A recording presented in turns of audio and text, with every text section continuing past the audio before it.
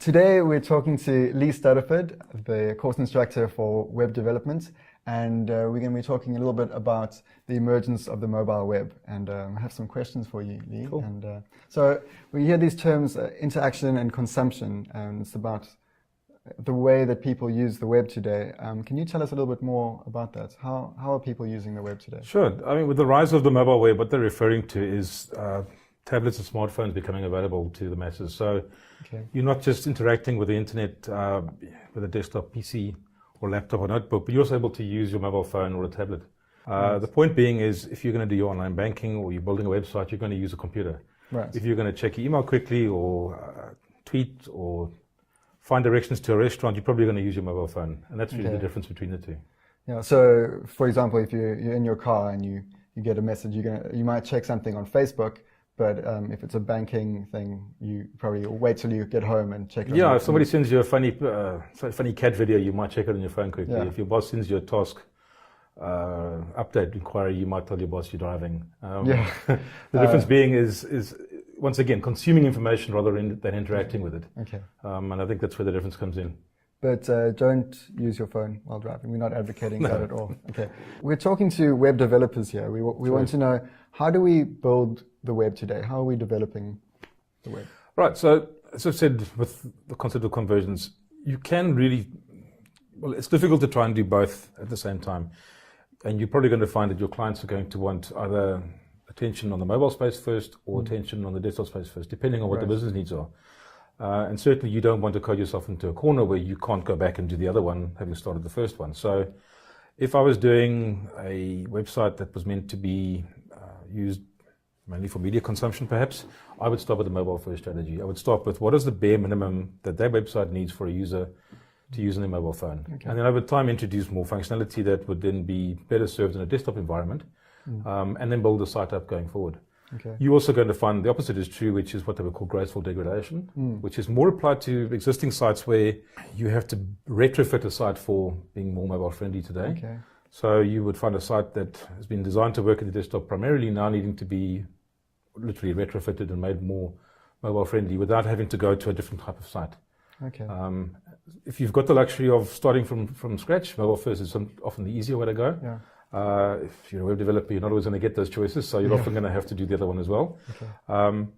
But yeah, so it really comes down to what's going to work best for your client and what's going to get you to market faster as well. You don't want to spend a lot of time building technology that's only going to be used at the end of the product.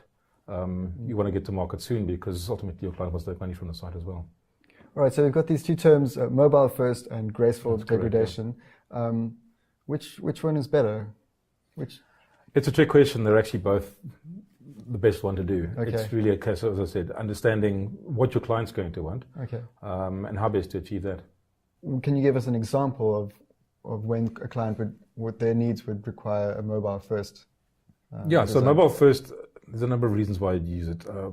Interaction, another term for that is engagement, where you want the user who's experiencing the site to actually do something. You want them to sign up, you want them to register, you want them to get a newsletter, you want their name, you want them on an email list that you can market to them. And specifically, if you've got the opportunity to launch a mobile first site, it probably means there isn't a site that exists, it's a new idea. Yeah. You want to get going as quickly as possible. You want to test new ideas with that growing little audience that you've started to create. You don't want to start with a massive brand new website with all the bells and whistles to find that often they're going to be thrown away. Yeah. So certainly getting people to engage with a new idea, mobile first, is very, very helpful. Okay. And typically a new idea will come to somebody via a tweet, via an SMS, via an email. They're very likely to, as an impulse, pick up on it and have a look rather than go and on a desktop go and click on the link. They haven't got a big incentive to do it. Word of mouth is typically what will cause that link to move around and go viral, hence the idea of getting people to click on something impulsively. Yeah.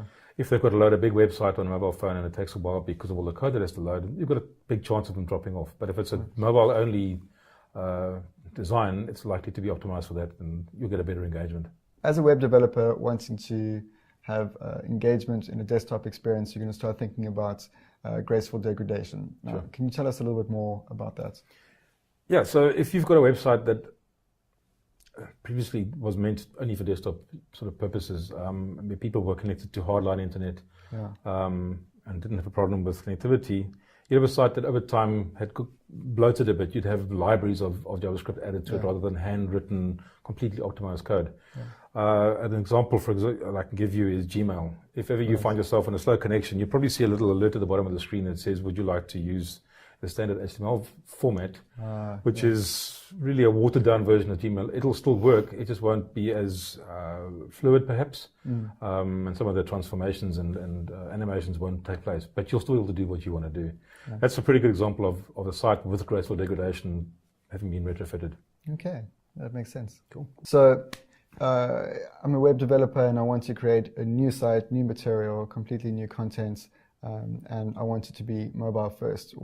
Can you give us some examples of other people that have done this successfully? Yeah, a good example of a mobile-first site, you must have seen Vine or Instagram. Oh, right. Where you literally sit and scroll, laugh some more, scroll, but embarrassed at some of the clips. And you don't interact with it at all, for example, unless you make your own Vine video, but you're really just feeding back into the same structure. Right. Instagram, another good example of photographing food very often. Not that I'd recommend it. A lot of lunches.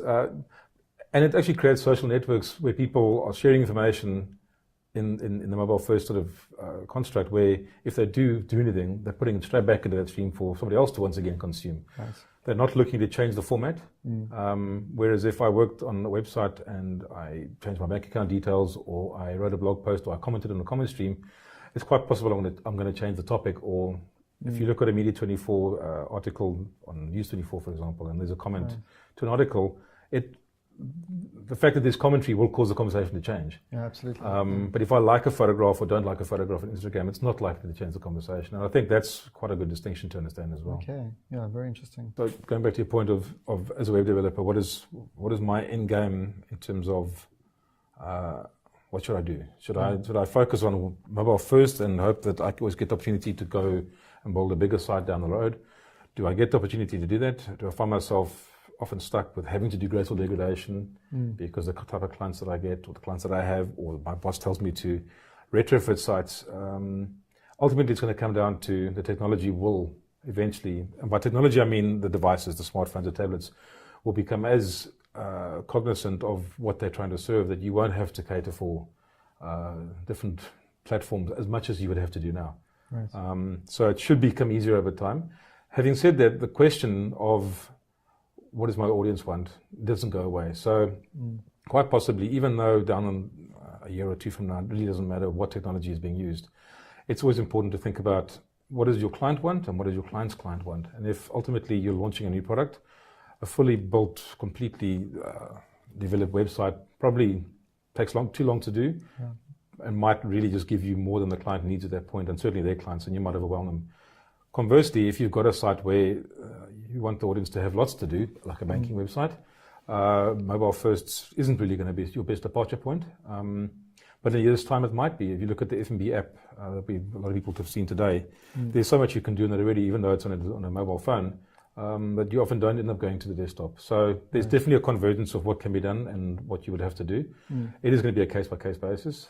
If you're lucky, you'll get to do more mobile first. If you're not lucky, you won't. Yeah. Thanks very much, Lee. That was a very interesting discussion. Thanks so much for being so informative. And I'd like to direct all of you to the discussion forum where you can tell us a little bit about your experience with mobile first versus graceful degradation. Lee, we'll see you there.